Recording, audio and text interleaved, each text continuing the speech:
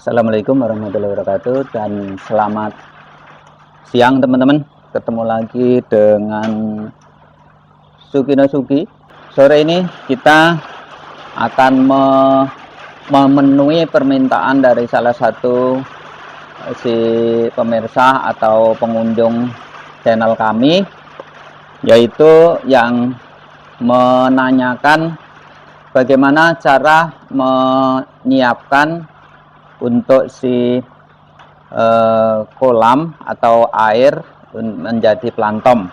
Jadi apa saja yang dibutuhkan, terus untuk si probiotiknya apa saja yang saya gunakan. Belum ke sana, mungkin bagi teman-teman juga timbul pertanyaan fungsi dari si probiotik itu sendiri untuk di kolam kita. Jadi kalau saya amati dengan pengalaman yang ada di sini, karena juga itu juga tidak ada yang menguraikan secara detail, tapi saya berdasarkan pengalaman yang sudah berapa bulan ini, kami bisa mengambil beberapa hal yang bermanfaat. Yang pertama, manfaat dari probiotik ini secara langsung yang selama ini kami rasakan, kolam itu selalu ada saja rembes atau bocor halus, teman-teman. Nah, dengan saya merubah sistem konvensional kolam yang saya punya menjadi kolam probiotik, itu ternyata adanya probiotik itu timbul plankton-plankton yang dia secara lembut itu menutup retak-retak yang ada di kolam. Itu yang jelas-jelas kami merasakan manfaat dari si probiotik ini. Itu yang selama ini kami selalu waktu masih miara ikan yang lain dengan sistem konvensional itu selalu bermasalah dengan kolam. Itu manfaat pertama. Terus yang kedua, manfaatnya adalah air yang kita akan tebar ikan itu sudah ada makanan, teman-teman. Jadi di sini makanannya udah disiapkan dulu dengan secara natural. Jadi secara seperti halnya kalau ikan itu ada di sungai atau ada di gunung-gunung, di parit-parit, itu adanya si plankton ya, atau adanya lumut secara natural. Nah, ini manfaat yang kedua. Jadi kolam kita ini misalkan kita taruhin ikan pertama kali, itu ikan langsung dia makanin. Jadi kalau teman-teman ini ya kolamnya menggunakan sistem yang probiotik, waktu kita nebar ikan itu langsung bukannya di tengah, tapi dia mencari pakan di sepanjang dinding-dinding dari kolam yang kita piara. Jadi saya tidak tahu kalau yang sistem ini ya, tentunya akan beda kalau digunakan tanah untuk menghasilkan probiotik maksimum. Menurut kami agak sulit ya, karena untuk si plankton itu butuh tempat untuk nempel. Nah, yang paling ideal kalau secara natural, kalau di sungai-sungai kan di batu-batu. Nah, karena kami menggunakan kolam beton, jadi maksimal untuk si planktonnya. Itu menurut kami, apalagi yang menggunakan terpal. Terpal itu kan dari bahan yang plastik, yang licin, sulit untuk ditempelin. Tapi lama-lama juga dia akan numbuh, tapi tidak secepat kalau kita menggunakan si kolam beton. Itu manfaat kedua, teman-teman. Terus dengan dua manfaat ini jelas sudah merasa beruntung. Jadi merasa kita lebih si ikan kita ini beda dengan kalau kita tidak sistemnya probiotik. Jadi kalau sistem yang biasa kan kita langsung kita tebarin pakan. Jadi pakan kita paling tidak ya pelet, itu yang kita akan tebar duluan. Nah, waktu kita kasih pelet, biasanya ikan cenderung kaget, apalagi kalau kita cara pemberiannya juga kurang tepat ukurannya, terus untuk awal-awal ya, pembibisannya kurang tepat, maka akan menyebabkan banyak kematian.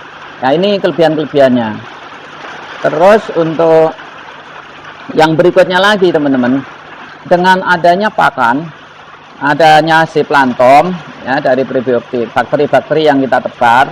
Kalau selama ini kami ikan-ikan itu setelah besar, itu kan pengendapan di bawah adanya si pelet-pelet yang tersisa. Nah, ini pelet-pelet yang tersisa selama ini itu akan menjadi bom waktu. Umumnya kami menjadi masalah waktu mendekatin panen.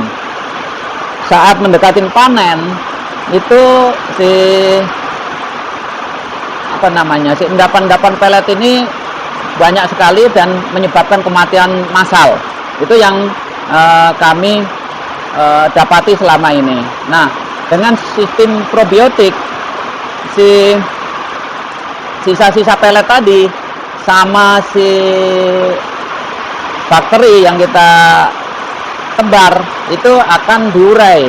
Jadi akan diurai menjadi makanannya si bakteri tersebut, lalu akan menjadi bentuk plankton. Nah, plankton ini yang akhirnya akan dimakan oleh si ikan-ikan. Akhirnya kolam yang kita selama ini itu bermasalah dengan adanya si amoniak, maka amoniak itu tidak terjadi. Nah, kira-kira itu. Nah, terus kita masuk ke persiapan pembuatan untuk probiotik. Nah, untuk probiotik, teman-teman menanyakan apa yang digunakan. Terserah teman-teman. Kalau yang populer di dunia maya atau di online, teman-teman itu membuat biasanya menggunakan EM4. Ya, jadi menggunakan probiotik EM4. Tapi kami tidak menggunakan EM4. Alasan kami sederhana. Kalau EM4 itu probiotik yang sudah aktif. Jadi karena dia sudah dalam bentuk cair, dia sudah kondisinya aktif. Nah, kami lebih memilih yang probiotik itu adalah yang kondisinya tidak aktif. Artinya dia posisinya tidur lah, belum diaktifkan. Nah, cara ngaktifinnya gimana? Nah, bedanya apa? Bedanya kalau yang probiotik aktif sama yang tidak aktif itu bedanya secara fisik. Kalau yang aktif seperti EM4 itu adalah cair, sementara kalau yang tidak aktif itu umumnya dalam bentuk serbuk seperti yang kami punya ini. Jadi yang kami punya itu adalah si serbuk. Nah, itu ya teman-teman. Nah, adapun untuk merek silakan banyak di pasaran. Kami menggunakan dua, yaitu menggunakan Aqua Enzym ya, probiotiknya ini pernah saya coba. Juga kami menggunakan Panapro. Ini yang kami lebih senang adalah menggunakan Panapro. Kenapa memilih Panapro? Nah, Panapro ini banyak kelebihan dibandingkan dengan ini ya, yang saya uji kan dua Aqua Enzym. Nah, Aqua Enzym ini ternyata di dalam itu kalau saya perhatiin dia belum disiapkan pakannya, yaitu seperti bekatul atau apa ya, dedek itu padi ini ya, kalau saya nyebutnya bekatul ya. Itu kalau ini sudah, entah presentasinya berapa kita nggak tahu, tapi saya lihat dari secara fisik itu sudah ada. Itu ya teman-teman. Ini hujannya deras banget teman-teman, jadi mohon maaf kalau suaranya tidak kedengaran jelas. Nah, kami ini di kolam, tapi karena pakai sistem tertutup atapnya, maka kami tidak kehujanan. Kolamnya juga tidak kehujanan. Ada yang bocor, tapi tidak banyak lah untuk ini. Ya, itu untuk ininya ya teman-teman, untuk si jenis untuk probiotiknya. Jadi kami milih yang non aktif dulu, yang belum diaktifkan. Terus berikutnya lagi apa? Berikutnya lagi adalah ini untuk mengaktifkan. Jadi yang untuk mengaktifkan probiotik yang ini tadi yang belum aktif, yaitu menggunakan molase. Setelah semuanya siap, kita baru melakukan penimbangan. Jadi molasenya beratnya yang kita butuhkan adalah 100 gram kali 7, berarti 700-an. Per meter kubiknya adalah 10 gram, berarti kita butuh 70 itu ya. Itu 70. Ya, kalau sudah, berarti kan semuanya udah siap nih teman-teman. Ya, udah siap. Yang pertama kita taruh adalah si molasenya. Kita ambil air pakai baskom yang sudah kita persiapkan, baskom yang bersih. Ambil airnya juga air yang sudah tua ini. Kita ambil ya. Kita ambil, kita taruh di sini. Ini semakin tempatnya besar semakin bagus teman-teman. Jadi semakin besar semakin bagus. Tetapi ingat jangan terlalu besar juga, karena nanti kita butuh mengaduk atau memberi oksigen secara terus menerus. Ya, jadi ini seperti ini. Nah, ya, kita aduk dulu pakai tangan. Nah, ini teman-teman ya, kita aduk dulu. Karena kalau pakai alat lain nggak bisa meratanya, susah. Ya, setelah itu, ini udah ya, udah merata ini, bawahnya sudah nggak ada. Baru kita taruh oksigen teman-teman. Ya, taruh oksigen di sini. Nah, seperti ini. Ingat, oksigennya dikasih bandul begini ya. Jadi aeratornya nih kita kasih pemberat supaya tidak bergerak. Nah, ini posisi ininya ada di tengah. Selanjutnya kita adalah mengaduk ini, mengaduk si probiotiknya. Kalau untuk urean ininya, jujur kami tidak begitu ini ya. Kita prakteknya saja teman-teman. Kalau untuk teori bakteri silakanlah nyari literatur sendiri. Tapi yang penting kita membuat probiotik ini berhasil. Ya, masukkan diguyurkan di pas sini supaya dia langsung larut.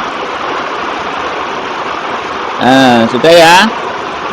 Tuh, ini teman-teman ya. Terus kita kocak lagi. Kita kocak lagi ya teman-teman. Ambil air lagi. Nih, ambil air lagi untuk mengkocakin lagi. Oke.